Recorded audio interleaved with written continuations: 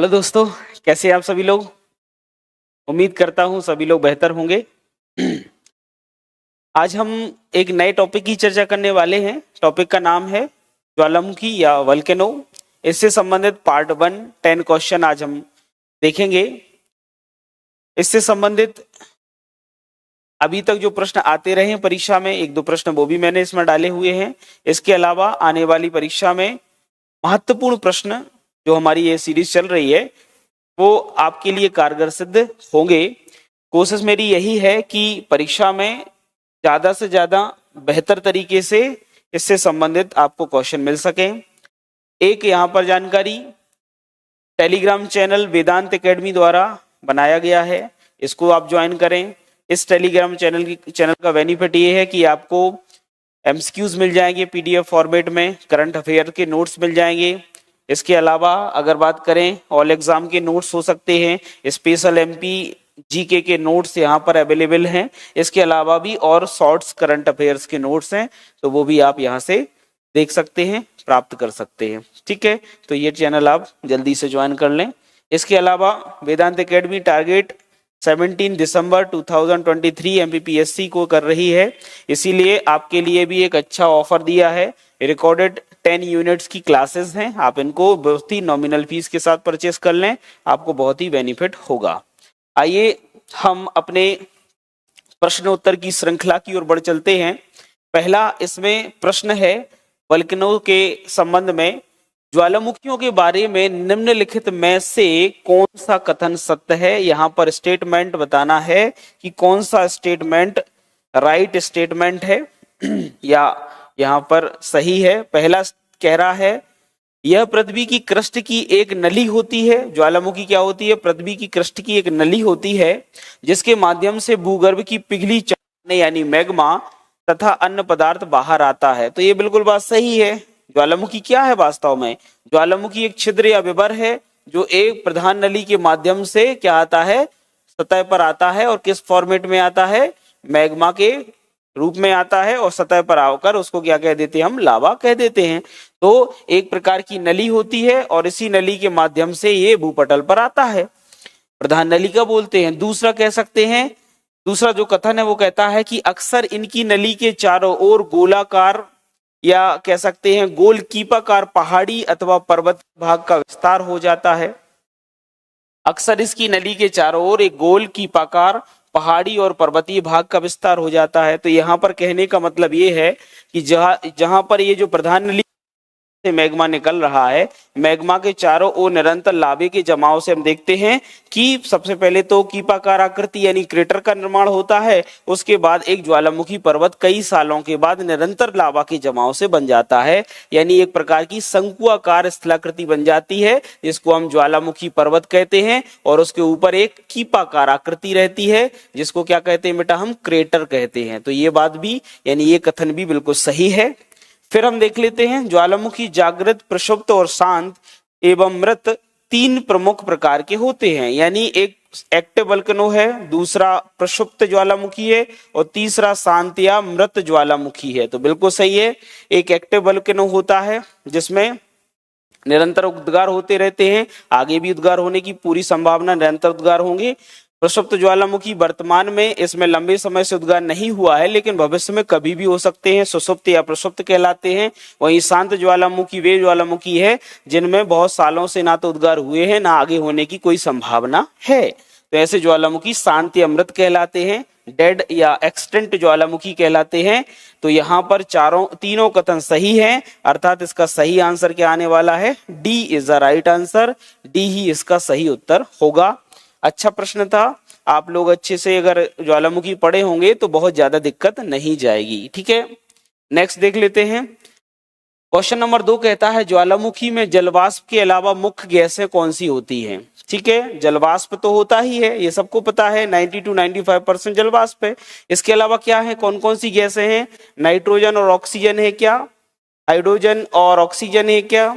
Carbon dioxide, hydrogen और nitrogen होती है, या फिर सल्फर डाइऑक्साइड, कार्बन डाइऑक्साइड और नाइट्रोजन होती है? तो आपको बताना है। तो हमें पता है कि जलवाष्प के अलावा इसमें कौन कौन सी गैसेस होती हैं? तो जलवाष्प के अलावा मुख्य तौर पर अगर हम देखें तो क्या होती है बेटा? SO2 होती है, सल्फर डाइऑक्साइड होती है, CO2 होती है। इसके अलावा अगर हम बात करें नाइट्रोजन भी होती है, ठीक है। इसके अलावा एक और गैस होती है नाइट्रोजन डाइऑक्साइड यानी नाइट्रोजन के ऑक्साइड्स होते हैं। इसके अलावा हाइड्रोजन सल्फाइड होती है। कौन सी होती है बेटा? H2S होती है। तो यहाँ पर सही आंसर क्या आएगा इसका? डी आंसर सही आएगा, SO2, NO2, हाइड्रोजन सल्फाइड और साथ ही साथ नाइट्रोजन। ये गैसेस ज्वालामुखी उद्गार के दौरान हम देखते हैं जलवाष्प के साथ निकलती है, प्राथमिक रूप से निकलती है जब भी कोई विस्फोट होता है, ठीक है।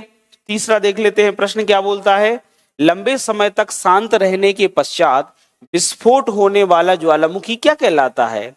यानी ऐसा वल्केनो जो एक लंबे समय तक तो शांत रहा है परंतु उसके बाद इसमें विस्फोट हुआ है। तो मैंने अभी बताया था सुषुप्त या प्रसुप्त ज्वालामुखी ऐसे ज्वालामुखी होते हैं जो अभी वर्तमान में या लंबे समय से शांत हैं पर इनमें फिर उद्गार देखने को मिल जाता है। एक सुषुप्त अवस्था से वे जागृत अवस्था में आ जाते हैं, इसलिए ऐसे ज्वालामुखियों को हम क्या कहते हैं? डोरमेंट या सुषुप्त ज्वालामुखी कह देते हैं।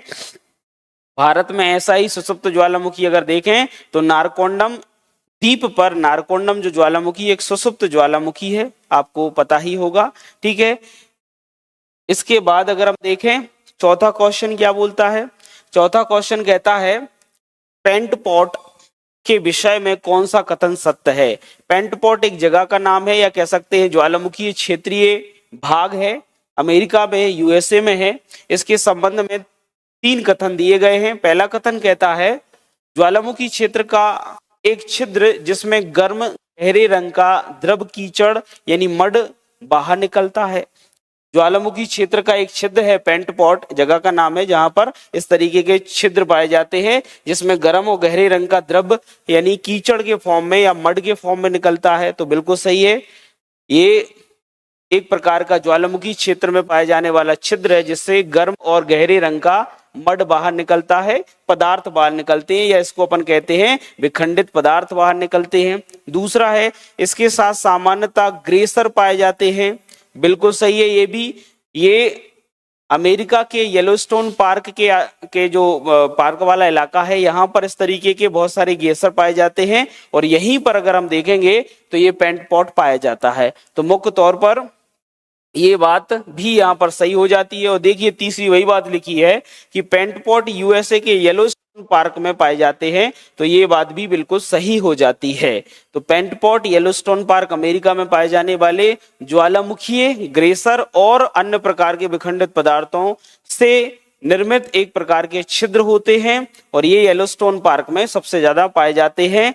तो इसका सही आंसर क्या आ जाएगा बेटा? D is the right answer. D इसका सही आंसर हो जाएगा, ठीक है। फिर 5वां क्वेश्चन दिया हुआ है, बढ़िया प्रश्न है, आप लोग लगाइए। 5वां प्रश्न क्या कहता है? डाइक क्या होता है? डाइक क्या है? तो डाइक के बारे में क्या कहा जा रहा है यहाँ पर? तो डाइक क्या ज्वालामुखी निर्मित बहिर्वर्ती स्थलाकृति है या ज्वालामुखी निर्मित आंतरिक स्थलाकृति है, तटीय स्थलाकृति है या हिमनद निर्मित स्थलाकृति है? तो देखो ये बेटा, ये डाइक जो है अगर आपने अच्छे से ज्वालामुखी पढ़ा हो तो हमारी भूपरपट्टी में जब वल्केनिक इरप्शन होता है, इरप्शन के दौरान हम देखते हैं कि भूपरपट्टी के मध्य भागों में प्रधान नली से जो लावा आ रहा है ये जमने लगता है, इससे आंतरिक आग्नेय चट्टानों का निर्माण होता है। कौन सी चट्टानें बनती हैं? आंतरिक आग्नेय चट्टानें बनती हैं। तो हम देखते हैं कि ऐसी चट्टानें जहां पर ज्वालामुखी के लावा का अगर हम देखें स्तंभनुमा जमाव होता है। कैसा जमाव हो जाता है बेटा? स्तंभनुमा जमाव होता है, तो उसको क्या बोलते हैं? डाइक कहते हैं। और इसी का छोटा रूप जो होता है वो स्टॉक होता है। तो आग्नेय चट्टानें जो आंतरिक आग्नेय है, ज्वालामुखी उद्गार के दौरान प्रधान नली यदि कैसी मिल जाती है? खड़ी मिल जाती है, स्तंभनुमा मिल जाती है, तो वहां पर खड़े रूप में मैग्मा का जमाव होने लगता है, लावा के फॉर्म में हो जाता है और वहां पर एक आंतरिक आग्नेय बन जाती है, आंतरिक शैल बन जाती है, आंतरिक स्थलाकृति बन जाती है। और ऐसी स्थलाकृति को क्या बोलते हैं बेटा? हम डाइक कहते हैं। क्या कहते हैं? डाइक कह देते हैं। तो यहाँ पर आंतरिक स्थलाकृति वाला ऑप्शन सही होगा, अर्थात बी क्या कह रहा है, ज्वालामुखी से निर्मित आंतरिक स्थलाकृति है, जो कि आंतरिक आग्नेय चट्टान का उदाहरण है एक प्रकार की। ठीक है, इसके बाद देख लेते छठवां क्वेश्चन है। छठवां क्वेश्चन कहता है कि किस स्थलाकृति का निर्माण ज्वालामुखी क्रिया से नहीं होता है। क्या बोल रहे हैं, किस स्थलाकृति का निर्माण ज्वालामुखी क्रिया से नहीं होता है। अब आपको आंसर बताने हैं तो बताइए भैया, कौन सी स्थलाकृति ज्वालामुखी क्रिया से नहीं बनती है। लावा पठार नहीं बनता है क्या, लावा मैदान नहीं बनता है, सिल और डाइक और विसर्प, ये बताना है। अच्छा प्रश्न है ये। सबसे पहले हम देखें लावा पठार, तो देखो नाम ही क्या है बेटा, लावा, तो लावा से जो पठार बन रहा है उसको लावा पठार कहेंगे। जैसे कि आपने देखा होगा कौन सा पठार है अपना, मालवा का पठार, दक्कन का पठार, ये दोनों ही क्या हैं, लावा निर्मित पठार हैं। लावा मैदान देख लेते हैं, तो लावा से मिलकर बना है मैदान, लावा मैदान हो जाएगा, मालवा का मैदान।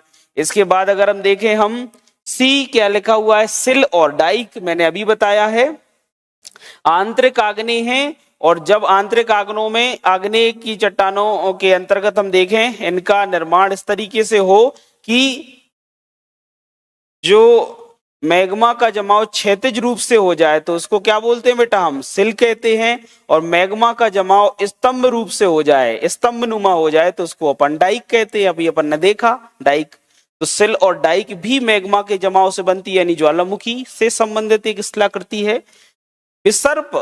विसर्प कौन बनाता है, विसर्प बनाती है नदी, नदी द्वारा बनने वाली एक स्थलाकृति है, विसर्पाकार होते, इसको मियांडर भी कहते हैं। क्या बोलते हैं, मियांडर कहते हैं। इस तरीके से नदी अपने मार्ग में जब बहुत ज्यादा अपर्दन करती है तो मार्ग में ही अवसादों को बिछाती हुई चली जाती है, जब इसकी परिवहन शक्ति क्या हो जाती बेटा, कम हो जाती है ना। और इस तरीके से विसर्पों को एक प्रकार से मार्ग में ही छोड़ देती है। या कभी कभी ये होता है कि नदी में जब बहुत ज्यादा अवसादों की मात्रा बढ़ जाए तो ये विसर्पाकार हो जाती है, लहराती बलकाती, या कह सकते हैं बहुत ज्यादा हिचकोले खाती हुई चलती, यानी विसर्प बनाती है।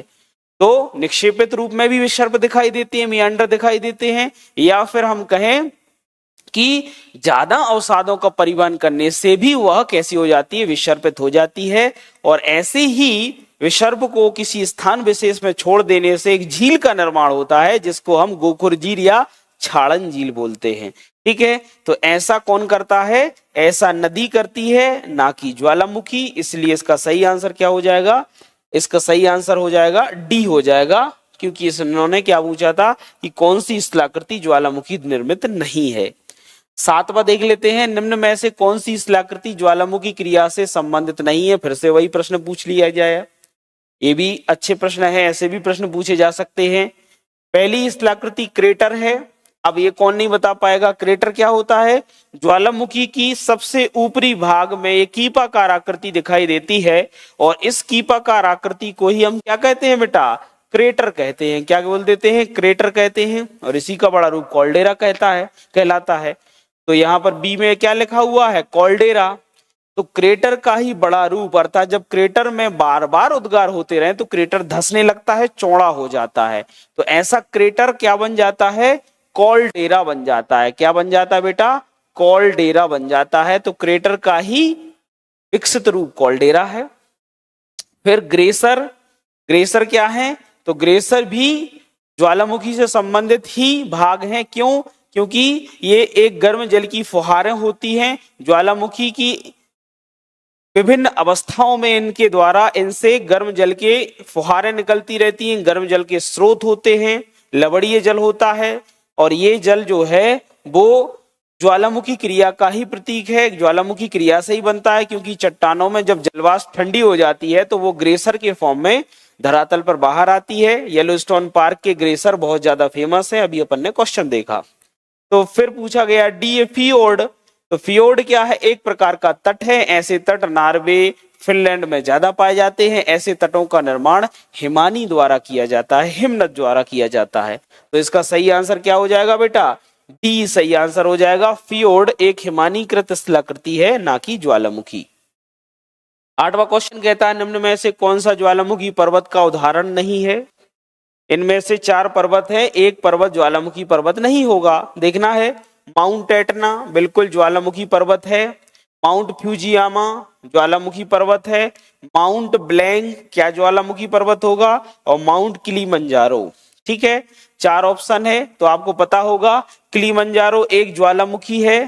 ठीक है, तो किलिमंजारो ज्वालामुखी पर्वत है, बिल्कुल सही है। ठीक है, तंजानिया में, फ्यूजियामा जापान में है, और माउंट एटना कहां पर है, इटली में है। तो ये तीनों के तीनों तो क्या है बेटा, ज्वालामुखी पर्वत हैं, वोल्केनिक माउंटेन है। परंतु माउंट ब्लैंक एक प्रकार का प्राकृतिक पर्वत है, नेचुरल पर्वत है, कोई ज्वालामुखी पर्वत नहीं है। अर्थात इसका सही आंसर क्या आ जाएगा बेटा, इसका सही आंसर आ जाएगा सी। सी ही इसका सही आंसर होगा, माउंट ब्लैंक। और माउंट ब्लैंक के बारे में आपको पता ही होगा कि ये आल्प्स पर्वत की सबसे ऊंची चोटी है, माउंट ब्लैंक। ठीक है, इसके बाद अगर बात करें हम 9वां क्वेश्चन, विश्व के अधिकांश सक्रिय ज्वालामुखी कहाँ पाए जाते हैं। विश्व के अधिकांश सक्रिय ज्वालामुखी कहाँ पाए जाते हैं, प्राचीन पठारी क्षेत्रों में, गहन सागरीय मैदानों में, नवीन मोड़दार पर्वतों में, और मैदानी भागों में। तो विश्व के अधिकांश सक्रिय ज्वालामुखी एक्टिव वोल्केनो कहाँ होते हैं, तो सबसे ज्यादा एक्टिव वोल्केनो नवीन मोड़दार पर्वतों के क्षेत्रों में होते हैं, या गहरी सागरों में, या पठारी क्षेत्रों में, आपको बताना है। तो सबसे ज्यादा अधिकांश ज्वालामुखी जो पाए जाते हैं वो नवीन मोड़दार पर्वतों के क्षेत्रों में पाए जाते हैं। कहाँ पाए जाते हैं, क्योंकि ये क्षेत्र विनाशात्मक प्लेट किनारे का भाग है। यहीं पर नवीन मोड़दार पर्वत जैसी टेक्टोनिक घटनाएं हैं, भूकंप आते हैं, बेनी ऑफ जोन बनता है, कई प्रकार के हम देखते हैं यहाँ पर कटकों का निर्माण हो जाता है, सागरीय अंतरसागरीय कटक बनते हैं। तो नवीन मोड़दार पर्वतों वाले क्षेत्र में हमें सबसे ज्यादा ज्वालामुखी दिखाई देते हैं। अंतिम क्वेश्चन है, विश्व की अधिकांश ज्वालामुखी घटनाएं कहाँ घटित होती हैं। वही एक घुमा के पूछा जा रहा है, बस ऑप्शन चेंज है। ज्यादातर ज्वालामुखी की घटनाएं कहाँ घटित होती हैं, रचनात्मक प्लेट किनारे के सहारे, भ्रंश मेखला के सहारे, मोड़दार मेखला के सहारे, या विनाशात्मक प्लेट किनारे के सहारे। तो यहां पर इसका अगर मैं आंसर निकालूं तो सही आंसर क्या आएगा, विनाशात्मक प्लेट किनारे के सहारे सबसे ज्यादा क्या होते हैं, विश्व के एक्टिव वोल्केनो या सक्रिय ज्वालामुखी स्थित हैं। आपको पता ही होगा विनाशात्मक प्लेट किनारा सबसे ज्यादा अगर वोल्केनो वाला क्षेत्र है तो वो है परिप्रशांत महासागरीय पेटी, जिसको हम पैसिफिक रिंग ऑफ फायर या प्रशांत महासागरीय ज्वाला व्रत कहते हैं। और वो ज्वाला व्रत वाला क्षेत्र जो है वो कौन सा है, वहां पर कौन सा किनारा बन रहा है, विनाशात्मक प्लेट किनारा बन रहा है। तो सही आंसर कौन सा हो जाएगा, डी हो जाएगा। तो इस तरीके से हमने ये 10 क्वेश्चन यहाँ पर सॉल्व कर लिए हैं, कोई दिक्कत नहीं है, बड़े ही अच्छे क्वेश्चन थे। कोशिश आप करिए, निरंतर अध्ययन करते रहिए, ये सीरीज से जुड़े। आज की क्लास में इतना ही, इसका ही दूसरा पार्ट नेक्स्ट 10 क्वेश्चन का सॉल्यूशन लेके मैं कल आने वाला हूँ, नेक्स्ट वीडियो में आने वाला हूँ। तब तक के लिए बहुत बहुत धन्यवाद, ख्याल रखें अपना। थैंक यू वेरी मच बेटा, जय हिंद।